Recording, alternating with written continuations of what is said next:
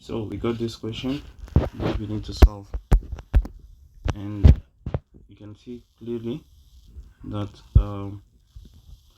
grade 1 is applicable to what we have on top here, and between those two mass, those two mass, then we're gonna get y1 here and y2 this side.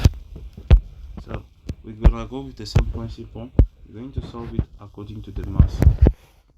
You're gonna take everything connected to the mass and move it. So we're gonna have two equations. This is the first one. I'm gonna paste it here. This is the first equation. And not to forget, this is where we have y2. Okay, and y1 was somewhere there. And for the second equation, we're going to take this block. Okay, so I'm gonna paste it here.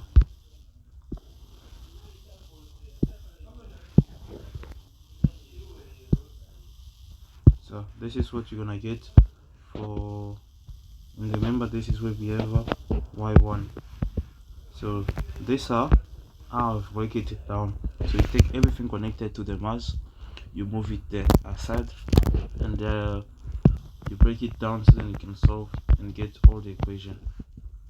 And look here, we do have ft, so meaning it's gonna be f of t equal, we start with the mass, it's gonna be m1 d square. This is how we represent this block. It's gonna be y1 of t. Okay, so this y1, this time working with y instead of x, plus I'm going to add, so ft will be equal to the sum of this one plus this and plus that one. So, and pay attention, note that everything on top is based on y1, so even this side it's y1.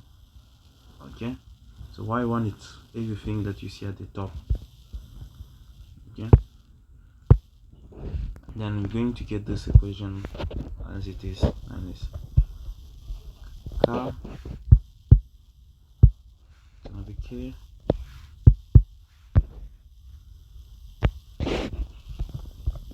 k1 y1 of t plus b, it's gonna be the first derivative dt y1 of t. Okay, then plus k2, and k2 will be, you're gonna put a probability to the one that is close to the mass, so it's gonna be y1 negative y2. Okay, and there is a nice way to represent this, so I'm going just to add function of t minus y2 function of t. So this is what you're gonna get on the equation of the first block. So this is what we get on the first equation when we're solving this equation. So then let's write the second equation now, so then you can see. I think I'm gonna just for me to get some space, I will convert them into S domain so that you can see. Let's just move this on the side so then I can have space to write down. Okay, now this one, since there is no ft is it's actually connected to m1, so that means we're going to write 0 instead of ft. It's going to be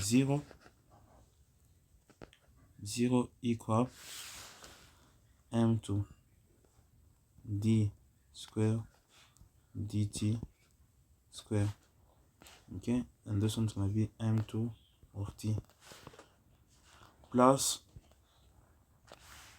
this k2, and k2 it's going to be the one close to the mass is gonna have a priority. It's gonna be y2 minus, so I like putting function t minus y1 of t. So this is what we're going to have in the second equation, and I'm going to convert into S domain, and we're going to assume that our initial condition equal to 0. So I'm going to assume that the initial condition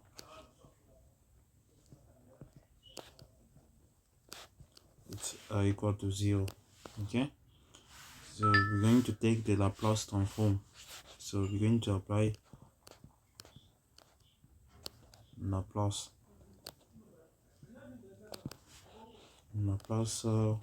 transform in order to convert from to S domain. So now we're going to get something like this. I'm gonna just go straight and give you, it's gonna be in capital M1 A square Y1 of S plus K1 Y1 is plus B S Y1 of S plus K2 Y1 of S minus Y2 of S. So this is what you're gonna get from that equation. And if you have to take just for you to see, okay, let's take now the Laplace transform on this other equation. So we're gonna get 0 equal to S square. I'm going to assume that the initial condition equal to 0 plus K Y2 minus Y1 S. So this is what you get after applying, you get in S domain. Okay, this is it. This is how we go about solving this question. So this one's gonna be equation 1 and this one equation 2. So you're gonna take them and solve further. If your question is you're asked to solve for y2 or y1, depending on how you're going to do, you can just swap the equation around and solve them.